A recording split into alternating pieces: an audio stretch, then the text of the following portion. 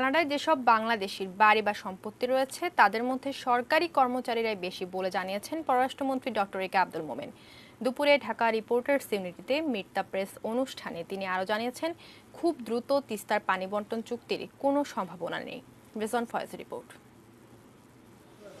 বুধবার দুপুরে ঢাকা রিপোর্টার্স ইউনিটির মিট দ্য প্রেস অনুষ্ঠানে সাংবাদিকদের সঙ্গে নানা বিষয়ে কথা বলেন পররাষ্ট্রমন্ত্রী doctor A K M Abdul Momen. বিশেষ করে রোহিঙ্গা সংকট নিয়ে কথা বলতে গিয়ে তিনি জানান, রোহিঙ্গাদের ফিরিয়ে নিতে মিয়ানমারের উপর চাপ প্রয়োগের বদলে আন্তর্জাতিক সম্প্রদায় উল্টো তাদের সাথে ব্যবসা বাড়াচ্ছে, ফলে লাই পাচ্ছে মিয়ানমার।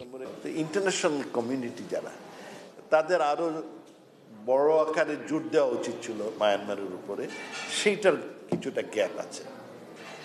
তারা মায়ানমারকে খুব জোরে সুরে বলেন না নিয়ে যাও। আপনি জেনে মানে দুঃখিত হবেন, ইংল্যান্ড একটা আপনার হিউম্যান রাইটসের বড় আপনার একটা কি মাতব্বর, ইউরোপিয়ানরা হিউম্যান রাইটসের উপরে অ্যাওয়ার্ড পেয়েছে, পিস অ্যাওয়ার্ড পেয়েছে, কিন্তু আনফর্চুনেটলি তাদের ব্যবসা both trade as well as investment মায়ের সাথে গত 3 বছরে কয়েক গুণ বেড়েছে, 11 গুণ 13 গুণ বেড়েছে। সম্প্রতি পররাষ্ট্র মন্ত্রণালয়ের কাছে বিভিন্ন দেশে পাচার করা অর্থ বিনিয়োগের মাধ্যমে নাগরিকত্ব নেওয়া বাংলাদেশিদের তালিকা চেয়েছে দুদক। মন্ত্রী জানালেন, প্রাথমিকভাবে তারা কানাডার টরেন্টোতে একটি গোপন সমীক্ষা চালিয়েছেন, যাতে 28 জন বাংলাদেশের নাম পেয়েছেন তারা, যার বেশিরভাগই সরকারি কর্মকর্তা।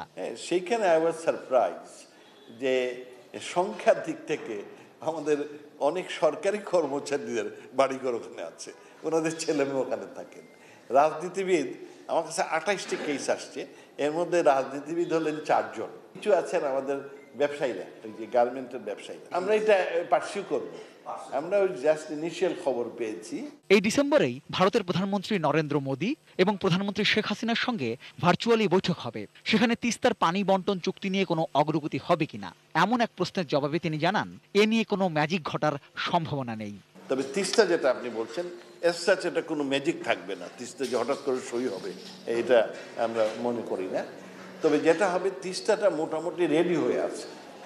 আপনারা জানেন এটা ওয়ার্ড সবগুলো অ্যাকসেপ্টেড হয়ে আছে, ওয়ার্ড বাই ওয়ার্ড ডকুমেন্টের অ্যাকসেপ্ট, কিন্তু সই হয় নাই।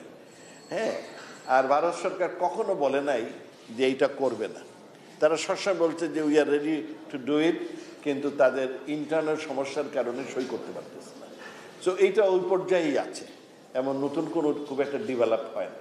রেজন ফয়েজ,